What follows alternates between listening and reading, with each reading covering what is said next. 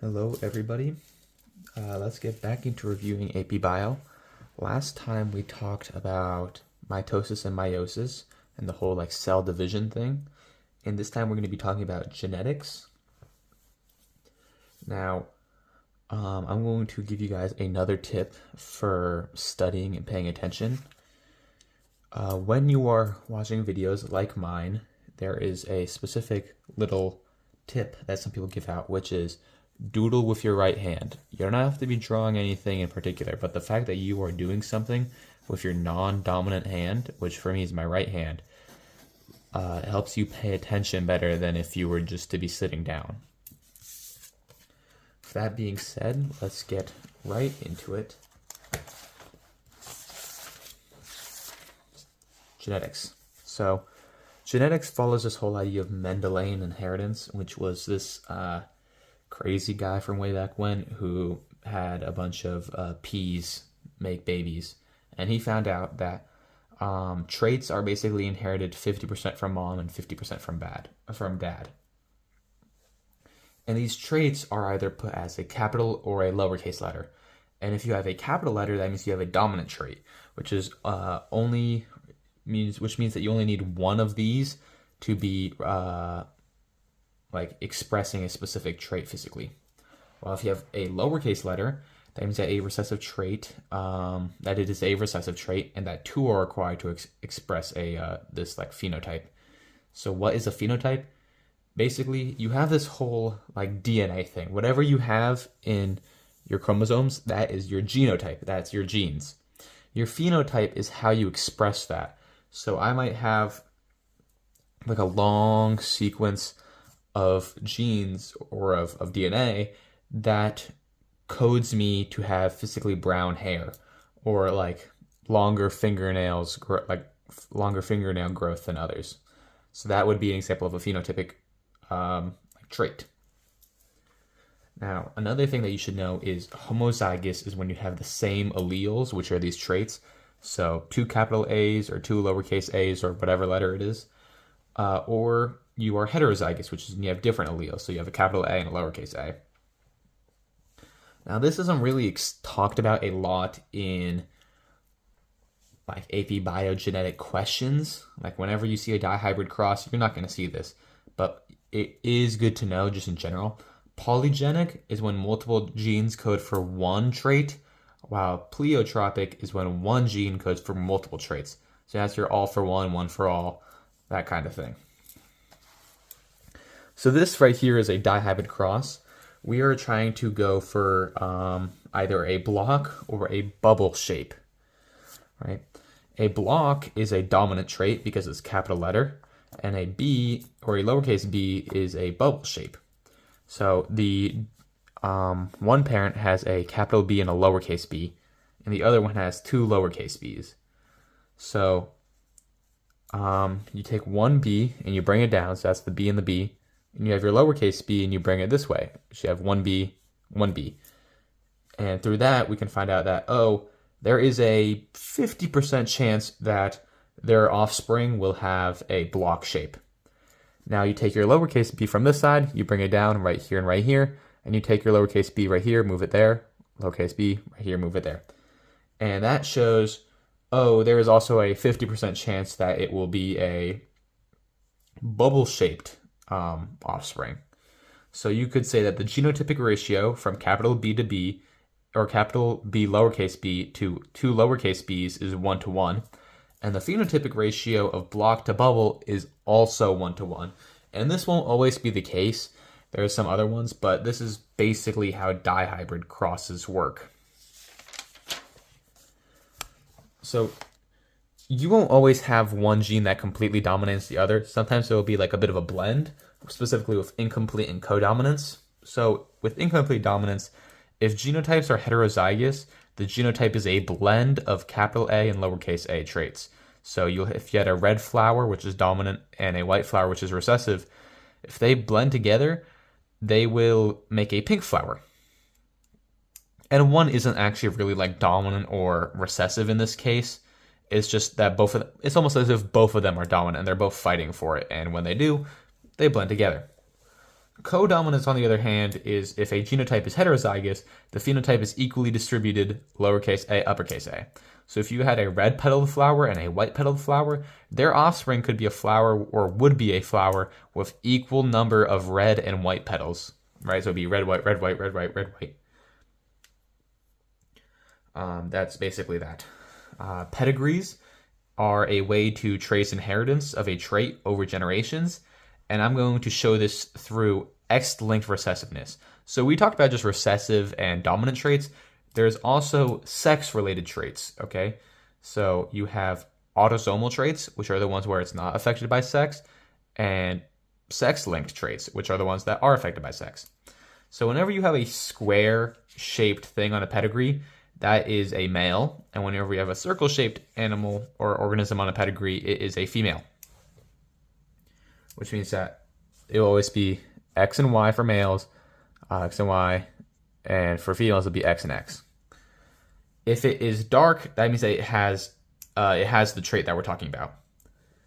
And another thing that you should know is that Y acts as a recessive allele. That's why X lowercase a and Y make this square act up, I guess, and gives it the trait.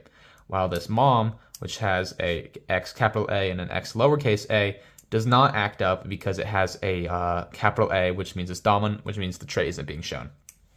Now, it is a 50% chance that the offspring will have a lowercase a or a Y from the dad, and a 50% chance of getting a capital A or a lowercase a from the mom. And from that, you have your offspring, right? For example, in the P generation, we had an affected dad and a not affected mom. And in the F1 generation, which is like the first offspring, you have affected offspring, not affected, affected. And this specific affected female, XA, both lowercase, commingle with an X uppercase Y, or an X uppercase A and a Y male, which means that it's not showing the trait. And if they were to blend together, no matter what, the female offspring will not show the trait because it is getting that X capital A from the dad. But if it has a Y, it is guaranteed to be a trait showed, it's guaranteed that the trait will be showed or expressed.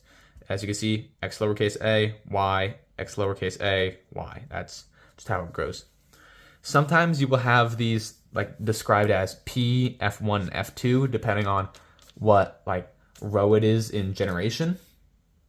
And you might also have it expressed in Roman numerals and numbers. So the first row will be a Roman numeral 1, and the closest to the left will be a 1. So for example, this one right here is Roman 1, 1, and this one is Roman 1, 2. And row 2 would be a Roman 2, and row 3 would be a Roman 3. So this one is Roman 3, 1, this is Roman 3, 2, this is Roman 3, 3, right? That's just how it goes. Now you won't only have X-linked recessive traits, you might also have an X-linked dominant trait. So in this one, XA lowercase y, right? And this one is an X capital A and an X lowercase a. And it will spread out just like this. And something that you might have noticed is that X-linked dominant is the exact opposite of X-linked recessive, okay? See, as XA and X little a, or X big A and X little a, are not showing the trait. In X-linked dominant, it is showing the trait. So it just matters what you are shading in and not shading in, or what AP Classroom decides to shade in or not shade in. Now the next thing we're going to talk about is Hardy-Weinberg equilibrium, which is a way to quantify if allelic frequencies are shifting over a generation.